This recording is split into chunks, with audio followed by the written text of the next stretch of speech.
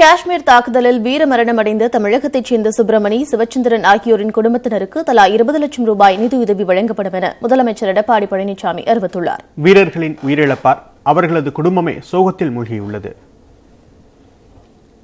ஜம்மு காஷ்மீரில் தீவிரவாதிகளின் தாக்குதலில் உயிரிழந்த ராணுவ வீரர்களில் தூத்துக்குடி மாவட்டத்தைச் சேர்ந்த சுப்பிரமணியும் ஒருவர்.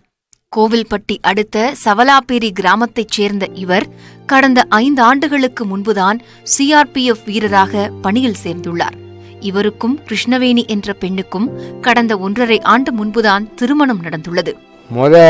மெட்ராஸில் 1 வருஷம் பார்த்தான் ட்ரைனிங், பிறகு உத்தரப்பிரதேசத்தில் 2 வருஷம் பார்த்தாங்க ட்ரைனிங், மறுபடியும் ஜம்முவில் காஷ்மீரில் போட்டு காஷ்மீர்லேருந்து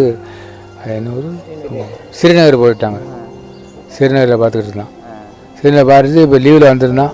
1 மாதம் லீவில் வந்துட்டு ஞாயிற்றுக்கிழமை தான் போகிறான். பொங்கல் விடுமுறைக்காக சொந்த ஊரான சவலாப்பேரிக்கு வந்திருந்த சுப்பிரமணி விடுமுறை முடிந்து கடந்த ஞாயிற்றுக்கிழமை மீண்டும் காஷ்மீருக்கு புறப்பட்டுச் சென்றிருக்கிறார். நேற்றைய தினம் 2 மணியளவில் மனைவியிடம் அவர் பேசிய நிலையில் அதன் பின்னர் சில மணி நேரங்களிலேயே அவரது இறப்புச் செய்திதான் குடும்பத்தினருக்கு கிடைத்துள்ளது. நல்லா இருக்கியா, வீட்டிலாம் நல்லா இருக்காங்களா, நீ நல்லா இருக்கியா, சாப்பிட்டியான்னு சொல்லி கேட்டாங்க. சரி, என்னால் கான்வாய் போய்கிட்டு இருக்கு, பேச முடியாது, நான் வச்சிடுறேன்னு சொல்லிட்டு உடம்பு பார்த்துக்கோ, நல்லா சாப்பிடுன்னு சொல்லிட்டு வச்சுட்டாங்க. சுப்பிரமணி மறைவை ஒட்டி அவர் படித்த பள்ளியில் மெழுகுவர்த்தி ஏந்தி மாணவர்கள் அஞ்சலி செலுத்தினர். இதேபோல் அரியலூர் மாவட்டம் கார்குடி கிராமத்தைச் சேர்ந்த சிவச்சந்திரனும் தீவிரவாதிகள் தாக்குதலில் வீரமரணம் அடைந்தார். MBA பிடெக் பட்டதாரியான இவர் 2010ஆம் ஆண்டு சிஆர்பிஎஃப் ராணுவ வீரராக பணியில் சேர்ந்துள்ளார். இவருக்கு காந்திமதி என்ற மனைவியும் 2 வயதில் ஒரு மகனும் உள்ளனர். காந்திமதி தற்போது 3 மாத கர்ப்பிணியாக உள்ளார்.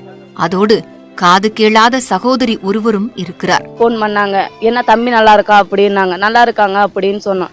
திருப்பி 12 மணிக்கு போன் பண்ணி நான் பழைய இடத்துக்கு வந்துட்டாங்க, அந்த மாதிரி பயப்படாத, புள்ளைய மட்டும் பத்திரமா பாத்துக்கன்னாங்க. திருப்பி எங்களுக்கு போன் பண்ணல சார்.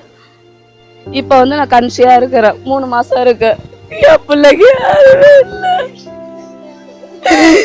குழந்தைய ஆளாத, அந்த பிள்ளைய ஆளாத, எங்களுக்கு யாரு எதுவுமே பண்ணல.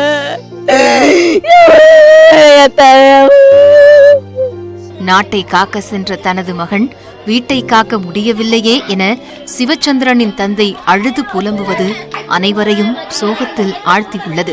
எத்தனை கோடி ரூபா கொடுத்தாலும், லட்சக்கணக்கில் கோடி ரூபா கொடுத்தாலும் அது பணத்தை பெருசு. என் பிள்ளைய போயிட்டா, என் பிள்ளைய பார்க்க முடியாதுங்க எவ்வளோ ரூபா கொடுத்தாலும். அதனால எனக்கு எந்த உதவியோட என் பிள்ளைய போயிட்டாங்கிறப்ப மருமக சின்ன 1 வயசுல தாலி எடுத்துச்சு. அதுக்கு ஏதாவது நரைச்சி வச்சு படிச்சிருக்கு, அதுக்கு ஒரு வழிகாட்டியாக இருந்தால் அந்த கவர்மெண்ட் உத்தரவில் நல்லதுங்க. வேற நான் என்னங்க செய்ய போகிறேன்? அவன் நாட்டை காக்க போனாங்க, வீட்டையே காக்க முடியலைங்க.